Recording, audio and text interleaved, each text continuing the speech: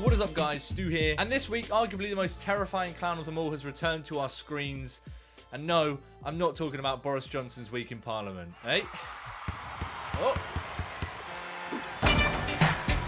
But no, I am of course talking about It Chapter 2, which has just graced our screens. And I went and sat down and watched it with my eyeballs. But before we get into my thoughts on that, just a quick reminder to subscribe, like, do whatever you gotta do if you're enjoying these videos. Helps me out a lot. Doesn't really need explaining, let's just swiftly move past it. So, It Chapter 2, you guessed it, is a second chapter. It's a follow-up to the hugely successful It, which was released in 2017. Basically, this one picks things up 27 years after the events of the first film, and It, Pennywise, the fuck-off crazy clown, whatever you want to call it, is back. He decides to pop up again, because why the fuck not? And going into this one, expectations were pretty big. I mean, for myself included, I was very excited to see how they'd handle this one, because, and I haven't read the novel, so this might be something that is just present in the novel as well. But that TV movie, the second half, the final act of that one and the climax, things just got just ludicrous and insane. But after watching this new one, it kind of pains me to say that it sort of continues that trend, and I think it must be a part of this story. Just in that the second half just seems to lose something, and it all just goes a little bit too ridiculous for my liking. That being said, I did still like it. I enjoyed my time. I was entertained, but there's so many things here that just have me going, why? How? What are you doing? Let's start with the good things. The undeniably great things about this film are mainly its casting.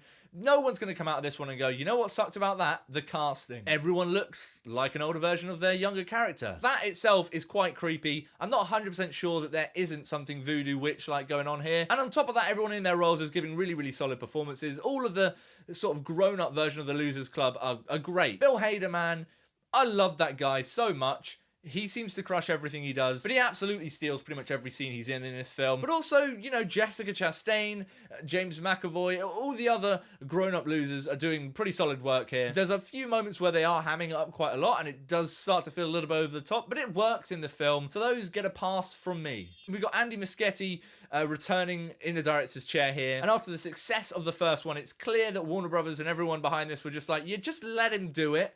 We trust him to make something, everyone's going to go see it anyway. And that works both for and against this film, but on the whole, I have to say, it's just kind of refreshing and good to see a director clearly being able to put his vision out. There are a lot of crazy decisions that are made in this film that on the whole, even if they don't all work, I still just enjoy the fact that those crazy decisions have been made and these things have been put to screen. When it comes down to sequences in the film, all the horror moments, all the set pieces, they're bigger and they're more juicy than the first. I don't think that necessarily means a better result for this one, but it is just enjoyable seeing the crazy big set pieces in this one. If, I don't know, a character walks through a door and you're in a different scene and it's the stitching of sets and you can kind of see how it all came together, that stuff, I'm a sucker for that sort of shit. And in the second half of this film, it's basically just that on loop. I'm not going to say I didn't enjoy it. But that being said, and here's, I guess, where we start to dive a little bit into what disappointed me about the film. Those sequences, even though I enjoy watching them and they're entertaining, and just from a direction and creativity standpoint, it's satisfying. They aren't really that scary. And in fact, nothing is really that scary about this film. And that's not necessarily a huge problem on itself, because to be honest, the first part of this back in 2017, I didn't find it really scary. I did find it tense in places and creepy and gross. I found it more fun than like scary. And it worked for that film's favour. It was almost like a fairground ride horror house thing where you're on a cart and you're going through and you're just enjoying what's being thrown at you. But for some reason that doesn't quite work enough for me in this one. And I think it's because it seems to think it's more scary than it actually is. And one of the casualties of that, which is one of the main disappointments of this film, is just that Pennywise as a character, the clown, Bill Skarsgård's Pennywise, which sort of came out in the first one in 2017 and was like, oh shit, this is insane and crazy and a good reimagining of a character, and Bill Skarsgård's doing an insane job. Here, it just doesn't feel anywhere near as threatening, scary or creepy. If anything, he feels like kind of an afterthought to the film. Weirdly, I kind of forget that Bill Skarsgård's even a part of the Pennywise character. Definitely doesn't help that he's kind of more so in this one than the first, made much more of a joke of. But ultimately, if at every point in a film where you're going to have Pennywise, you start to just take the piss out of him and make a joke out of him, naturally you're going to lose any sense of threat that that character brings. But to the film's credit, when it tries to be funny, that does work just purely in the sense of it actually being funny. I would laughed a lot more in this film than I expected to. It is a very funny film, which is good. I enjoy laughing, I enjoy funny things, but gets a bit strange in this film because I'm never entirely sure what sort of tone it's going for.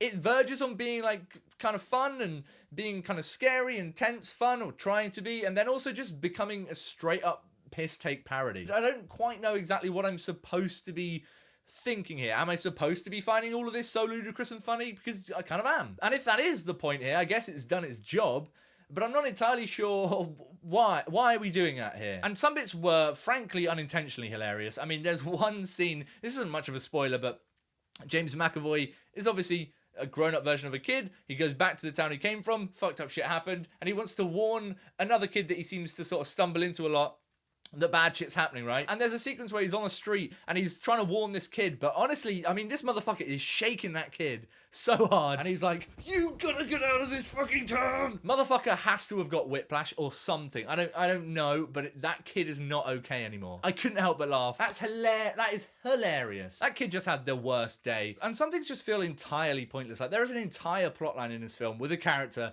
that you could genuinely just take out, cut about 20-30 minutes off the film, and it wouldn't have any impact. If anything, I genuinely believe it would make this film feel slicker and better. It's really strange. I can't really see why they didn't take it out, other than the fact that it was probably in the source novel. Almost definitely in the source novel. But that comes back to an even bigger debate, which is just how faithful do you need to be a good adaptation? And I'd argue, if something doesn't work like that, you have complete free reign to just take it out. I'm not going to complain if it's not in the film and it was in the book. That doesn't make the film a worse adaptation. It just means that the person that's doing the adapting is thinking switched on and knows what's going to work for the film medium, right? And that sort of carries along into just the whole story here, the way this thing wraps up.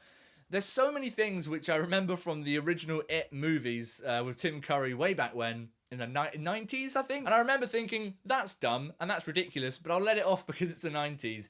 And they kind of crop up here. I'm like, just change it. Because it does feel, for lack of a better word, incredibly dumb. But this is sort of the central part of my conflict. I enjoyed watching it, but at the same time, those problems are there, and I can't not address them, and they are definitely prominent. And one of the biggest things is just that I don't really care as much about the characters in this one as I did in the first one. We don't really see much in the form of character arcs or relationships. It is just sort of like, yeah, these are the characters now, 27 years on. Here's one sort of staple of their character, one archetype. So it'll be like, oh yeah, he used to be fat, now he's not, or she's been abused, or he's gay, is generally one of them. And that's it. And it's like, yeah, that's your character. Now we're just going to fight a clown. Cool. It's entertaining and fun. But let's not kid ourselves that it's doing much else on a character front. I don't know, man. Ultimately, it's just a strange one here. I found it effective in a lot of places, and actually, sequence-wise, it's got a lot of great stuff in there. I enjoyed my time with it. The more I think about it, the more things just are weird about it. Which is a genuine shame. But I want to know what you guys thought about It Chapter 2. If you've seen it already, you're probably going to see it this weekend, right? It's going to do big numbers, no doubt about it. But if you have seen it, let me know in the comments below what you thought about it. I think this is going to be quite a sort of mixed response. It seems like that at this point anyway. But I'm genuinely interested to see what did and didn't work for you in this film, because Lord knows I'm wrestling with that in my head. And of course, if you like this review and you want to see me talk about more shit, please consider clicking subscribe. Helps me out big time. And also, it's just fun clicking things, right? But until next time, stay beautiful, motherfuckers.